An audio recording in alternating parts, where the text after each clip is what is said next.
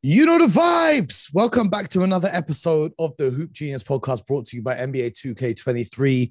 For the third time this week, I'm going to tell you, if you haven't yet, hit the link in the description to pre-order your copy of NBA 2K23. Absolutely lit.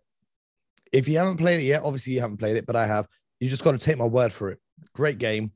It's got my TikTok blowing up. BJ, I don't know if you saw, I had a... I saw it. I saw the shirt you had on, and everybody wants to know here in the States, where do we get those shirts from? the real ones have seen the real name of He's making a little debut. I know all my friends have been calling me. I said, you got to check with both. Should I tell you? Should I tell you a thing about those t-shirts? Yes, only three people in the world have them. Only three people in the world right now have them. And BJ Armstrong on the t-shirt is not even one of those three. And I'll tell you two of the names because the third one is one of my homies. I had to make sure he was sorted out because he helped me, on my trip to Vegas. But it's me and it's Cade Cunningham. See, now you talking. You see, I had to say to Cade, when I met Cade, I said to him, "What up, though?" He goes, "Hey, what do you say? What do you know about that? What do you know about that?" That's what Cade said. He said, "What up, though?" I said, "Listen, you see, I be rocking with Detroit's very own BJ Armstrong. This is what you need to be rocking pre-game, yeah. When I see you pulling up to a Bulls game next season, I'm gonna need to see you rocking this." And he loved the tee, he loved the design. He said, "Yo, that's smooth. I'm gonna rock it for sure." So I don't know if he's gonna rock it, but he's the first one to get it. That's funny. Keep your eyes peeled. I know you guys all want them. That's love. You guys in the TikTok comments. But yeah, I know you saw on Instagram. The TikTok's going crazy right now. Almost a million people over there have been watching. So, some of them in the comments have been asking where to get it. Right now, I'm going to be completely transparent with you guys, the listeners of the podcast. The supplier for the t-shirts, because I ain't going to give you any quality. I ain't just going to give you any t-shirt. I told you, BJ, this is what I told them. I don't do merch. I do fashion. You know what I'm saying? I don't do merch. I do fashion. Like the t-shirts and the hoodies I gave you. Tell me about the quality on them. Tell me about the quality. The quality is crazy. The t-shirts that you gave me. Well, the material it's called GSM. Like that's something to do with like the fibers in the material or something. And your regular t-shirts from whatever brands you might be rocking, they're usually on the lower end of the scale. But I've gone for the luxury high end. So we get all of those hand stitched out in Europe. And then they get them shipped over here to the UK to be distributed. So they do take a while to be produced. So I can't tell you when the t-shirts are going to be available for general sale because those are just some samples I had. But stay tuned. The other thing I want to tell you guys, if you're not following along on Instagram, TikTok, Twitter right now, you need to join the wave. That stuff's jumping right now. And then on YouTube, I know you guys follow the Hoop Genius channel. I know you guys follow the Hoop Genius podcast channel. But I've started a third channel, which is a top secret one. BJ, this is a top secret one that I'm only sharing with listeners of this show. Okay. I'm only going to share it with the listeners of this show. It's top secret. And if you want to know what the channel is, if you want to subscribe to it, you have to send me a DM, send me a tweet saying, what should we tell them? You got to give me a code word. You got to tweet me with the code word. BJ, what's the code word? And I'll what up, doe? All right, there we go. You tweet me or Instagram me with what up, doe, and I'm gonna send you the link because that's a top secret channel where I'm gonna chop it up with just listeners of this podcast because I feel like they need the exclusives. So anyway, not much is happening in the NBA. It's the off season. BJ, I know you're still active, making calls. You got your players, and some have signed for teams, some have not. We've seen a few other minor signings happen around the league. We've seen JaMychal Green sign with the Golden State Warriors.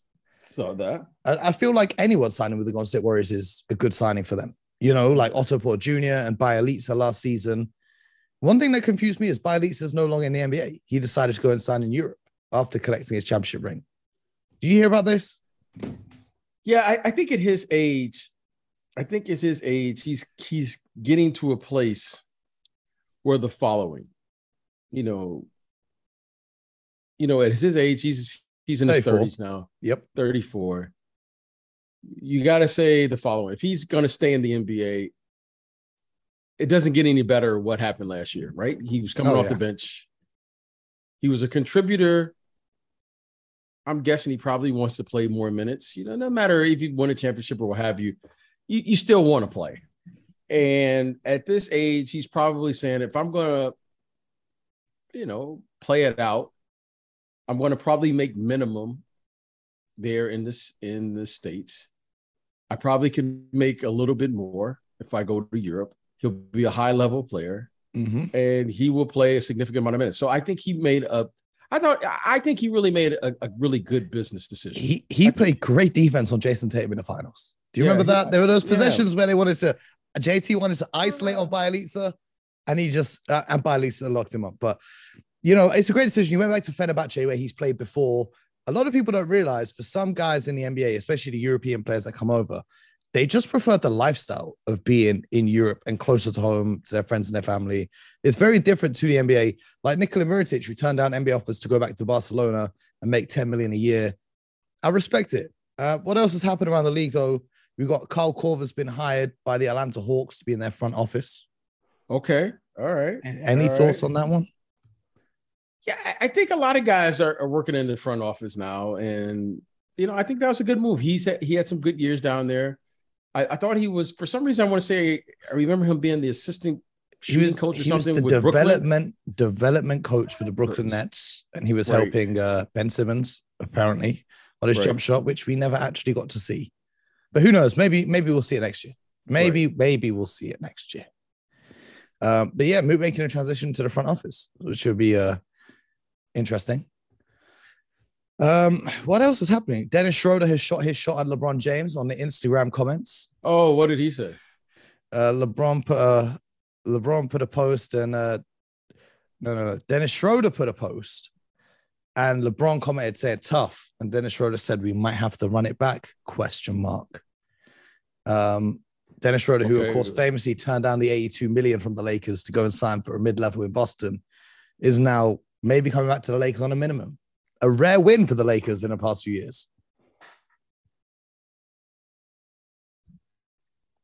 Okay, and moving right along. So we're gonna. I wish you guys saw BJ's face right there and then.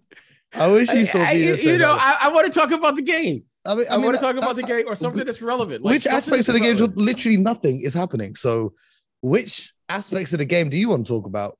What can we talk about?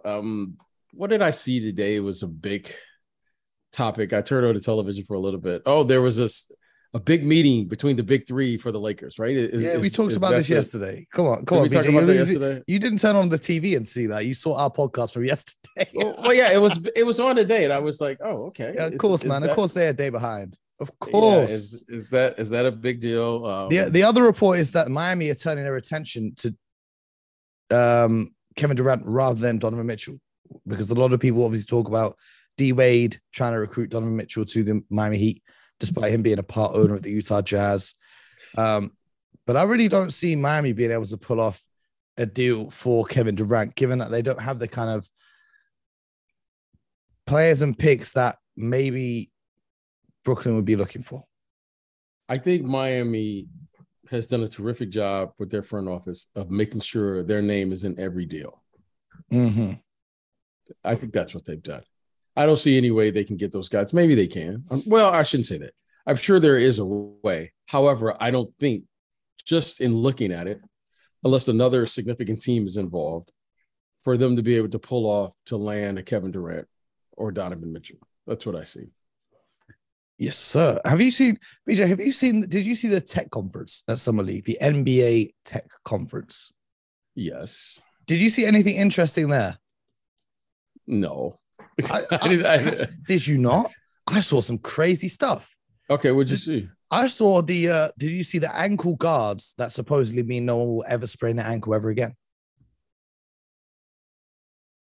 It's like an ankle support that you put on and you wear it, and apparently you will never sprain your ankle again. Okay, and what was the feedback from the players? They all wear low tops, right? Yep. So what's... I'll tell you what's interesting is high tops don't make any impact whatsoever on ankle injuries. In fact, wearing low top shoes is actually better to support your ankle because it has more lock-in for your Achilles. Okay. This is how you know it's the off season. There's literally nothing to talk about. We're talking about shoes. Everyone's mad at me today because I posted a picture of the new Travis Scott trainers that came out, the Travis Scott low ones, and they don't come out for a few days, and everyone's mad that I got them early. But yeah, it's a slow news day. You know what? What am I even talking about? I mean, it's not a slow news day because we've got a whole bunch of questions to answer that I completely forgot about. That's what we were meant to do. And it's just completely slipped my mind. And I've got the list right here. So let's answer a few of them and then we'll answer the rest tomorrow. Well, I was sitting here thinking nothing has happened in NBA since yesterday. This is the problem with doing a daily show. And you'd think that we would prepare this beforehand, but we got to keep it 100 with the listeners. You know what I mean? We got to keep it 100 with them. So in full transparency, here we go. If the NBA, this is a question from Henry. Big love to Henry. He says, if the NBA were to add an in-season tournament, especially if it were to be played in a single location, for example, Vegas, what would you think about including a few EuroLeague teams? Which teams would you like to see invited? Well, here's what I don't fully understand about this mid-season tournament. Everyone's talking about the following. Okay, you have load management. We have too many games. Our commissioner has gone on record, said he is open to talking about maybe less games if it makes sense. And then we're going to add a mid-season tournament that's going to add more games. So the tournament isn't going to be more games. Okay, how's this work? So here's how it works, right? You have the 82-game regular season, but a lot of people are of the opinion that a lot of players don't really care for the regular season because they, like a Kawhi Leonard or whoever sits out a lot of games in the regular season, right? So to make those regular season games more interesting, they will count towards a different competition. So there'll be some sort. So you play like 4 games against your division, right? 2 of those games will count towards some sort of other tournament, as well as your overall ranking. Does that make sense? Mm-hmm. So you won't be playing more than 82 games. No, you won't be playing more games, but some of those games will go towards a tournament. Do you see how that makes sense? Gotcha. So it's not more games. With regards to Henry's question about EuroLeague teams being invited, the NBA, actually, it was 10 years. Was it 10 years ago? 12 years ago, whatever it was, on this day. The NBA champions, the Lakers in 2010. So this was the summer of 2010. Lakers went to Barcelona to take on the EuroLeague champions, Barcelona. And Barcelona actually beat the Lakers. Pau Gasol obviously had a great homecoming game. But they used to do the NBA Europe Live preseason tour, which would see EuroLeague teams going up against NBA teams. That's what I think they should bring back, make the preseason more fun, more interesting. Talk to any NBA players who were involved in those teams. They had great value from traveling with their team preseason, getting to know their teammates a bit better, etc., etc. That's how I'd like to see that. Glenn Vardy. What rules will we be playing under? NBA rules. NBA rules? Okay. NBA rules. Glenn Vardy wants to know who are your standout players from the Summer League, and do you think there are any hidden, undrafted gems from what you've seen? You know what? I have this philosophy about Summer League, and you've heard me say it more off air, but I'll say it on air. I'm always concerned when I see players play well in the summer. Come on, man. I am. So you're concerned about Paolo? Yes. Why are you concerned about Paolo? Because that's not the NBA game. Okay. But if he's playing with ease in the Summer League and dominating everyone. That's not the NBA game. That's not against NBA players. Would you rather he play badly? Yes. What? What? All the best players I've ever seen, all the great players I've ever seen play in Summer League, they all play awful in the summer. Really? Yeah. Nah. Yeah. Nah. No way. Yes. Everyone. No. Every single one of them. Every single one of them. No. They're awful in the summer. The Summer League is not the NBA. You're not playing against NBA players. Donovan Mitchell is second all time in Summer League scoring. Damian Lillard is 4th all time Summer League scoring. Tyrese Maxey is 5th. I think they've all panned out pretty well. I'll say it again. I didn't say scoring. I just said I've seen they all play awful. They were horrible in Summer League.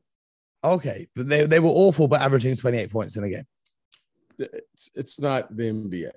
Okay. Now, is there anyone who's caught your eye that may stand? You think when they get to the NBA is going to be great.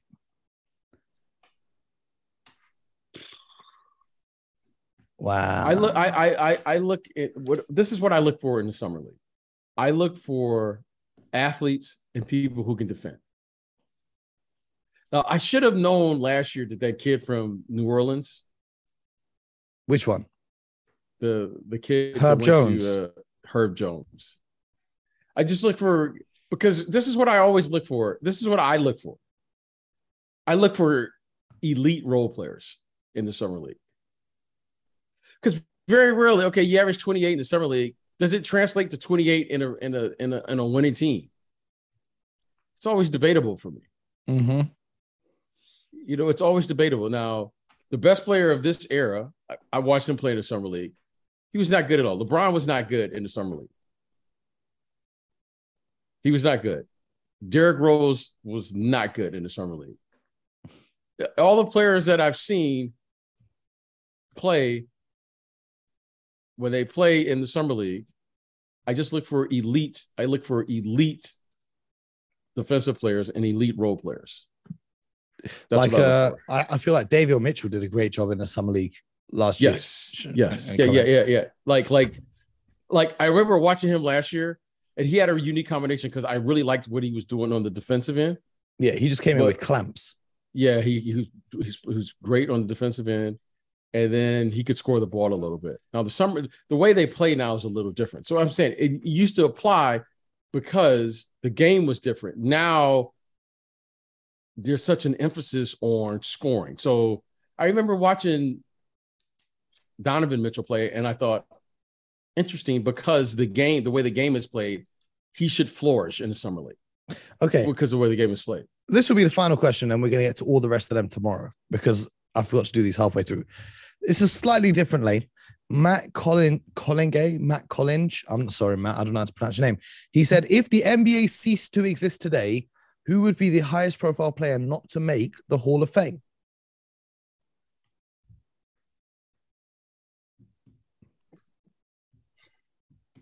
That's an interesting question. That's a very interesting question. Well, it used to be interesting. I don't think so anymore. Why not?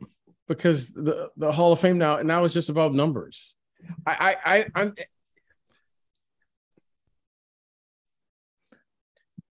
here's my thing with the Hall of Fame now. You used to have to carry some responsibility to winning. Winning now doesn't matter for the Hall of Fame. Now it's just your numbers. Can you give me an example? Okay, like for instance, like I don't know. I don't even follow the Hall of Fame now. I don't even follow it anymore. But I will say this, without specific players, because you know what, I'm not trying to go at anybody. But I will say this. Like for instance, okay, you'll take a player like let's just take James Harden, for instance. He's had a Hall of Fame career, right? By the numbers. Mm-hmm. Right? He's scored a lot of points. He's led the league in scoring, da-da-da. Okay. But there used to be some responsibility to winning. And he should be in the Hall of Fame. Don't get me wrong. I'm just saying there has to be some accountability. So in answer to the original question. And I'm not saying, listen, I'm just, and I'm saying, I don't follow it like I used to. Maybe you have a name. I don't know. I have no idea. I know you got to clarify it because otherwise the newspapers will be all over that BJ Armstrong doesn't think James Harden is a Hall of. Okay. No. To your point, though. Yes. One name who I think is not in the Hall of Fame but deserves to be is Chauncey Billups, which for the life of me, I don't understand why he's not in the Hall of Fame. They did a great job of adding Ben Wallace in last season, but no Chauncey Billups. That stands out to me. And I think Rasheed Wallace is also another name. But in answer of the question, if the NBA was to end today, the biggest name to not be in the Hall of Fame would be Giannis, because he could end his career today, and he's arguably the biggest player on the planet right now. So the question states highest profile player. So okay. I guess the technical answer is Giannis. Yeah. I'm just, I mean, if you said that, I mean, I get it. I'm just saying, for me now, the Hall, I'm just saying this: the Hall of Fame, what it used to represent to me, like there's a lot of guys, not a lot of guys. There were many of guys who were borderline Hall of Famers, and the thing was always, well, they put up numbers, but what did they do? They may have made it on the second or third, like Chris Webber, for instance. Mm-hmm. Like Chris Webber. He made it this last past. Yeah, like ceremony. Come on, like you got to tell me. Like I followed Chris Webber's entire career, so you mean to tell me that Chris Webber did not have a Hall of Fame career? Like, but then such and such is a first ballot Hall of Famer. It just doesn't make sense to me anymore. And I'm not taking away from anyone, but Chris Webber and these type of players, how come there is it popularity? Is it the committee doesn't like them? Is it winning? Is it numbers? It just seems there's no consistency. So now instead of trying to figure it out, I've just kind of dismissed it. And I'm saying, yeah, that's and if the criteria is numbers, then cool. If the criteria is winning, then let's keep it there. But when you start having players like that at that level, at that elite level, he played in an elite time where the power forward position was monsters. Mm-hmm. Okay. You had Chris Webber, you had Rasheed Wallace, you had Kevin Garnett, you had Karl Malone, Charles Barkley, Tim Duncan. You had all these players, and Chris Webber was the king of the double-double. You mean to tell me in that era, that level of talent was not a first ballot Hall of Fame? Like, okay, now it's getting a little, and I'm just saying, and those two players that I named, I'm just using them as criteria, right? One is an elite scorer, and the other one was a tremendous, like he was an all-around player. But then some other players maybe didn't have the same numbers. They were first ballot. It just doesn't make sense to me anymore. Okay. So, and that's what I'm saying. I'm not going. I think it's gotten too political for me. And the thing that bothers me is when, be different if you didn't see these guys. But I take this serious. Mm-hmm. So when you take it serious, you're looking at you going, wait a minute. I saw this player, and I know this player was better than that player, but that player got in, but this guy didn't. It doesn't make sense. You know what I'm saying? And it's and whatever your criteria is, I'm good with that. But just be consistent with. It's like refereeing. Just be consistent with the whistle, and I can work around that. That's right. Well, we got Richard Jefferson refereeing. Hopefully, it's not Richard Jefferson deciding who's in the Hall of Fame. That's been another episode. Apologies to listeners. We had no idea what we were going to talk about today. We got a whole bunch of questions. We're going to answer them tomorrow. This is what happens. BJ, I'm going to tell the people at home listening, this is the sacrifice I make. It's damn near 40 degrees right now. That's over 100 degrees Fahrenheit. Oh, wow. I had to turn off. You see right next to me is the fan. I had to turn off the fan so you guys didn't hear it in the microphone. So I'm sat here sweating, doing a podcast. It's disgusting. This is the sacrifice we make. I thought you were just getting turned up.